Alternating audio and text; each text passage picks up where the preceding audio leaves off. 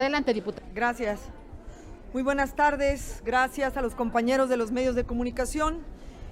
Con gran pesar nos sumamos en el pésame y las condolencias y nuestro apoyo como legisladores de cualquier partido político, puesto que hoy en el Pleno de la Comisión Permanente se tuvo a bien dar un minuto de silencio para la doctora Beatriz Hernández Ruiz, de 29 años de edad, egresada del Instituto Politécnico Nacional, quien murió en la galera de la Presidencia Municipal de Progreso de Obregón, en el estado de Hidalgo, donde había sido remitida tras un accidente vial sin que la corporación justificara a su familia el motivo de su traslado.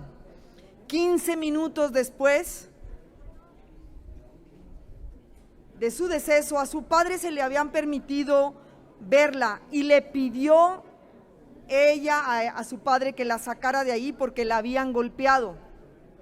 Cuando regresó más tarde después de realizar el papeleo, la encontró muerta. Este hecho ha conmocionado, por supuesto, a toda la nación. Nos ha insultado de nuevo a todas las mujeres la violencia que se ejerce contra nosotras. Y bueno, no debe de quedar en silencio esta situación de una mujer muerta de la manera más oscura, prepotente e indiferente. No puede ser de esta manera. Entonces cedo la palabra a mi compañera la diputada Maribel, quien es precisamente originaria del estado de Hidalgo.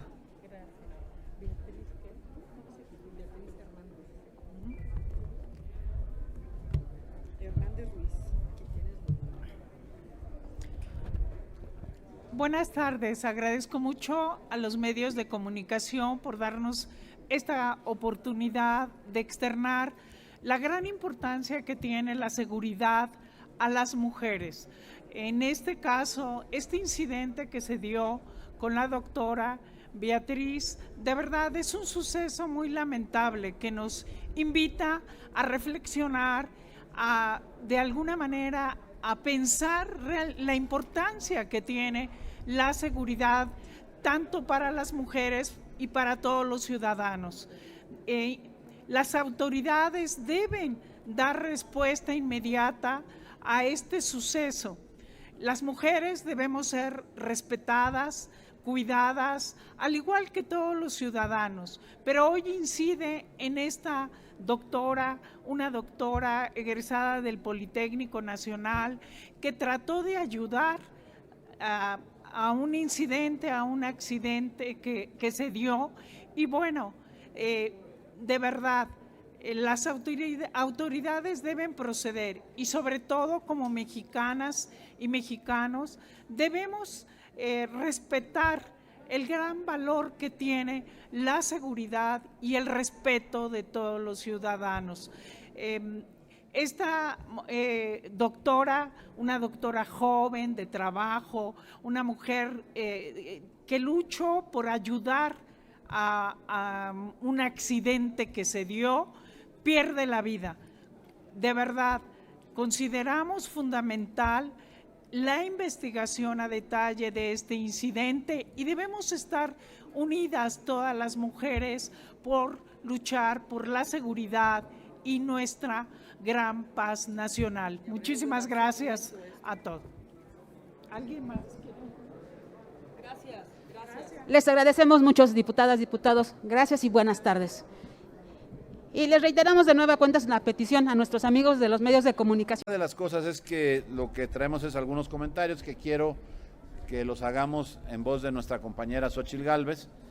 Se ha entregado, como saben ustedes ya, pues un primer reporte de lo que viene a ser la explicación técnica, digámoslo así, de la gran tragedia de la línea 12 del metro.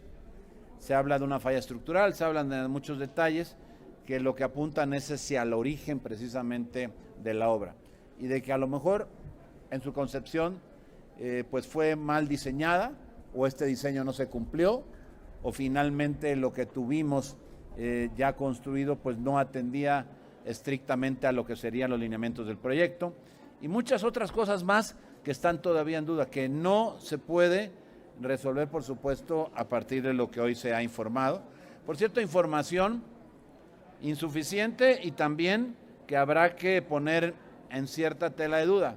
Aquí se dijo que se formara una comisión plural para poder tener la posibilidad de conocer lo que sucedía en esa investigación, la profundidad con la que se llevaba y la seriedad también con la que se conducía toda esta investigación. Hoy no lo tenemos, hoy no sabemos realmente a ciencia cierta cuáles fueron los detalles de la investigación y con qué profundidad se estuvo haciendo. Pero yo quisiera que nos pudiera comentar sobre este tema, que se ha involucrado mucho, que conoce también el tema, nuestra compañera Xóchitl Gálvez, por favor. Gracias. Pues buenas tardes. Yo quisiera retomar la frase de la empresa francesa que hizo la primera supervisión y dijo: trenes equivocados para un trazo equivocado. Y hoy llegamos a la conclusión que supusimos al principio: falló la estructura. Y nos dicen por qué falló. Aparentemente fue un problema de pernos mal soldados, un problema con el concreto. Por cierto, todo lo que se había filtrado, pues sí era filtración, o sea, porque hay una coincidencia absoluta entre lo que hoy se presentó y lo que los medios estuvieron presentando.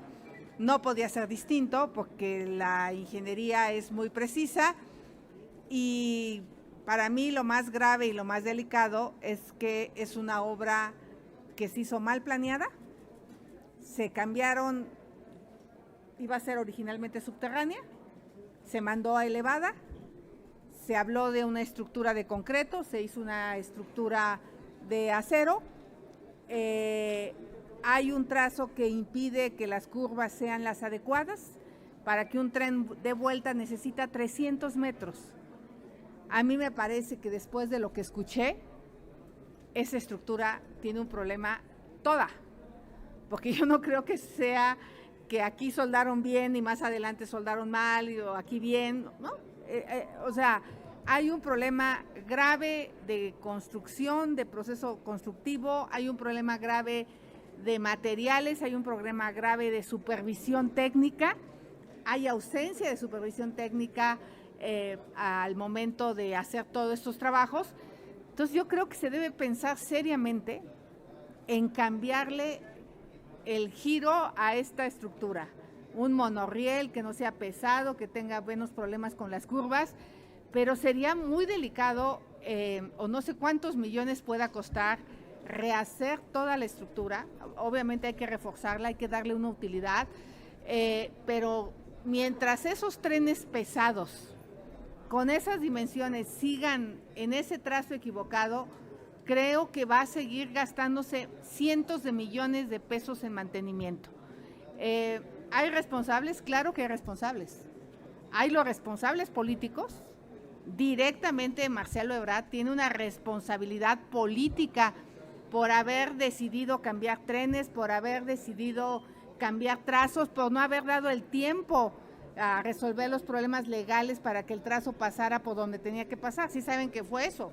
Hubo un juicio ahí que impidió que se pudieran expropiar unas viviendas y entonces se alteró el trazo que le permitía las curvas adecuadas a los trenes en aras de terminar una obra, o sea, le surgía. Y yo otro tema que pongo en la mesa es la famoso consorcio alemán, que se le pagaron 119 millones de pesos. Hasta donde yo me quedé era inexistente. Hubo una empresa que dijo, usaron mi nombre de manera indebida y a mí me parece que se tiene que continuar con esa investigación penal. Hay denuncias que en su momento conocimos en el 2017, en 2015, con las fallas, y este consorcio alemán que unas horas antes dijo que se podía operar, pues tiene una responsabilidad, y si es inexistente, pues también ahí hay posibles responsabilidades de funcionarios públicos. Entonces, además de la constructora, que hoy creo que se le quiere echar la culpa a los soldadores o se le quiere echar la culpa al tipo de concreto, yo creo que hay responsables políticos y hay responsables administrativos por este tipo de contratos que se hicieron, y yo sigo insistiendo en que esto se pudo evitar con gente adecuada al frente del mantenimiento, que hiciera recorridos estructurales por lo menos una vez al mes, sabiendo que esta línea estaba tocada, porque eso lo supimos siempre, que esta línea estaba tocada. Sí me parece que en una supervisión técnica de la estructura se pudo haber determinado que había un vencimiento que le permitiera o parar las operaciones o cerrar nuevamente la línea, pero yo sí creo que es un problema de diseño, un problema de construcción, un problema de supervisión y un problema de mantenimiento estructural. Gracias. Bueno, claro. O sea, en todo esto, la incapacidad pues es corrupción. O sea, el hecho de haber acelerado, el hecho de haber cambiado, el hecho de no haber supervisado, claro que hay corrupción. Claro que los ingenieros que dieron el visto bueno a la obra, la empresa esta, Consorcio Alemán, que le pagamos 119 millones para que una hora antes de la inauguración entregara un dictamen que podía operar, pues hay que investigar porque parece que no existe dichoso Consorcio Alemán y ahí como que se quedó nada más en veremos. Entonces, hoy ese dictamen cobró vidas y se tiene que investigar en función de qué se obtuvo un dictamen, porque después tuvo que haber 2 dictámenes más para que pudiera operar la línea 12 del metro. Entonces, a mí sí me parece que lo resumiría, son unos ineptos y corruptos. Sí. ¿Alguna pregunta de los compañeros de los medios? Perdón, les pregunta en primera instancia el columnista Francisco Garfias. Hace unos momentos estuvo aquí con nosotros Miguel Mancera. No le quiso entrar al tema de si hay riesgo de que el tema se politice y desvíen culpas para lavarse ellos mismos. ¿Ustedes ven ese riesgo? Pues por supuesto que sí hay un riesgo porque hay 2 presidenciables involucrados en esta construcción. Obviamente hoy con este dictamen sobre quien cae la mayor responsabilidad es sobre el ex jefe de gobierno, ¿no? Porque él construyó esta línea del metro. O sea, finalmente hoy con este dictamen podemos confirmar que tuvo que ver con un problema constructivo, pero ese problema constructivo tiene que ver con las prisas, con no darle su tiempo a la ingeniería, con no darle su tiempo. A mí me dicen que para los pernos se tiene que dejar el concreto fraguar un determinado número de horas y parece que las prisas eran tales que los ingenieros temblaban cuando iban a venir a supervisar el jefe de gobierno porque les surgía que tenían que estar listos. Entonces todo esto, pues sí, pero yo creo que falta saber el por qué se cayó la estructura, ya sabemos lo técnico, pero ahora ellos tendrán que decir también pues, por qué cuando se cambiaron los trenes no se recalculó la estructura, porque eso también ahí hay responsabilidad. Entonces yo creo que hay responsabilidades compartidas y yo sigo pensando que en el tema de mantenimiento de la actual jefa de gobierno, sí creo que no hubo rigor técnico con una línea que costaba mantener esa línea lo mismo que las otras 11. O sea, lo que se gastaba en el mantenimiento de la línea 2 era el equivalente a mantener las otras 11 líneas del metro. Por eso yo mi cuestionamiento, si debemos de seguir dejando una estructura elevada que cuesta demasiado dinero mantenerla y va a ser de por vida. O sea, podemos corregir la estructura, pero ya no vamos a poder cambiar los trenes. Entonces yo no sé si valga la pena mejor pues ya aventarnos una línea subterránea con todo lo que implica en un terreno acuoso, pero yo tengo mi duda de que esas curvas se tienen que replantear el trazo, en fin. Ya vi que la jefa de gobierno nombró un grupo de expertos, pero claro que hay responsables políticos. Tenemos una pregunta más de Gerardo Segura de Azteca Noticias. Sí, muchísimas gracias. Yo preguntaría si no es inmoral el que se esté debatiendo quién tiene la culpa y quién no tiene la culpa y que se esté viendo quién llega a la presidencia y quién no llega a la presidencia por esta cuestión. Y pues los afectados y los familiares de los muertos están sin atención. Incluso son amenazados, son perseguidos. O sea, no hay que darle la atención real ahorita porque pues se está politizando todo esto, pero pues ahí están los afectados sin darles atención. Y por otro lado, ¿hasta dónde llega la responsabilidad por haberle quitado el presupuesto casi 5,000 millones de pesos al mantenimiento del metro? Porque pues ya la presidencia parece ser como que él está lavando las manos. ¿Hasta dónde llega también la responsabilidad de Mario Delgado, que anda muy tranquilito festejando elecciones? Y pues él también tuvo responsabilidad en esto. Gracias. Gracias. Yo agradezco mucho tu pregunta porque me permite precisar. Hemos estado hablando de responsabilidades y no se ha hablado ya. Pareciera que los 26 personas muertas y los heridos, algunos de ellos con riesgo de su vida, se olvidaron. Ya no existen y ya están hablando de la parte de las implicaciones políticas, de que si tuvo la culpa uno, no tuvo la culpa otro. Aquí hubo muertos, hubo personas que perdieron la vida por responsabilidad de funcionarios, ya se dijo, ineptos y corruptos, que lo que tienen que hacer es encontrarse a los responsables y castigarlos. No se puede nada más así señalar las cosas desde el punto de vista técnico sin dejar de lado, sin insistir pues en que aquí te tiene que llegar a las últimas consecuencias. No puede seguir sucediendo en este país tragedias como esta que cobren vidas y que no haya responsables. Más allá de todo lo que haya que invertir y de cómo haya que corregirlo, lo importante es qué se va a hacer con la responsabilidad de quien le alcance por los muertos que hubo y cómo se van a atender a las víctimas, a los deudos y a los que hoy todavía están padeciendo en los hospitales. Eso es lo importante. Y ahí es donde podríamos incluso ofrecer, aquí en esta tribuna, en el Senado, que vengan y nos platiquen los tratos, si han sido atendidos de manera adecuada, si han sido respondidas pues cada una de sus peticiones, si encontraron soluciones a sus planteamientos o simplemente, como hay algunas versiones por ahí, han sido olvidados, dejados de lado y apostándole a que el tiempo pase y no los atiendan. Porque eso, además de una falla técnica, es algo verdaderamente inmoral. Un gobierno, por lo primero que se tiene que ocupar es por las personas, por los seres humanos. Sería todo, no tenemos más preguntas registradas. Les agradecemos mucho a las legisladoras y legisladores que nos acompañaron. Y reiterarles de nueva cuenta una invitación a nuestros amigos de los... Muchas gracias, muy buena tarde a todas y a todos.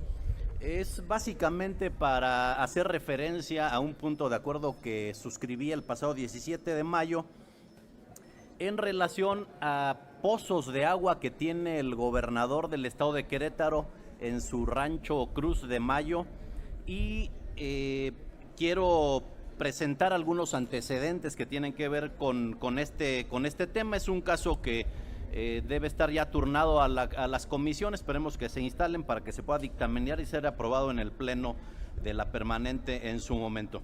En octubre del 2019, el titular de la Secretaría de Desarrollo Agropecuario del estado de Querétaro, Carlos Heinz Dobler, declaró que Querétaro vivía la sequía más complicada de los últimos 8 años. Hoy el saldo es ya de 18,000 hectáreas declaradas con daño catastrófico y se reportan 100 cabezas de ganado muertas. De acuerdo con el Monitor de Sequía de México, el mes de marzo del 2021, que realiza la Comisión Nacional de Aguas con Agua, al menos 90% del territorio queretano enfrenta una sequía severa. En contraste, existe un político y funcionario que a pesar de las inclemencias climatológicas es un próspero ganadero. El gobernador del estado de Querétaro, Francisco Domínguez Servién. La historia del rancho Cruz de Mayo, propiedad del actual gobernador de Querétaro, se remonta al año de 1978, tiempo en el que su padre adquirió las primeras 10 hectáreas. La crisis de 1995 dejó endeudado al negocio. Vi a mis papás deshaciéndose de algunas cosas para poder pagar al banco y no perderlo todo. Así lo declaró el propio gobernador. Pese a la mala racha, a raíz de su ingreso a la política, llegaron los tiempos de bonanza, cochinos gordos y de alta genética. En la época en que su secretario particular recibía maletas de billetes, seguramente en este propio edificio del Senado de la República, el gobernador liquidó el pago de los terrenos que le permitieron aumentar la superficie de su rancho Cruz de Mayo de 10 a 80 hectáreas. Asimismo, a través del portal de gobierno de Querétaro se informó que la ampliación de la carretera estatal 411 que fue de 2 a 4 carriles con posibilidad de que fuera 6, la construcción de puentes y hasta una ciclovía acompañan la macroobra. Todo ello para el supuesto beneficio de los habitantes de los municipios de Corregidora y Huimilpan, en donde se ubica el rancho del gobernador, puesto que el trazo original tuvo una pequeña desviación para conectar a este importante centro de producción porcina. En su declaración 3 de 3, el gobernador del estado de Querétaro olvidó incluir la propiedad de su rancho.